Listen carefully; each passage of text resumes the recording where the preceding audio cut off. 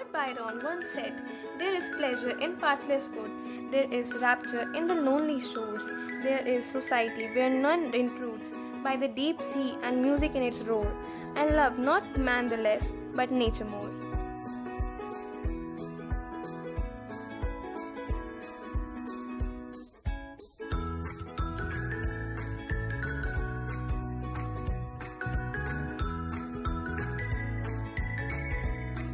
I believe the best way to begin reconnecting humanity's heart, mind, and soul to nature is for us to share our individual stories. There is new life in the soil for every man. There is healing in the trees for tired minds, and for our overburdened spirits, there is strength in the hills. If only we will lift up our eyes, remember that the nature is our greatest restorer.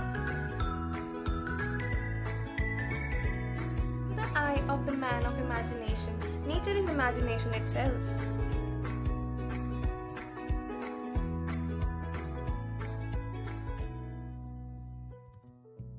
I would feel more optimistic about a bright future for the man if he spent less time providing that he can outwit nature and more time tasting her sweetness and respecting her seniority. When modern man talks of a battle with nature, forgetting that if he won the battle, he would find himself on the losing side. And then I have nature, art, and poetry, and if that is not enough, what is enough?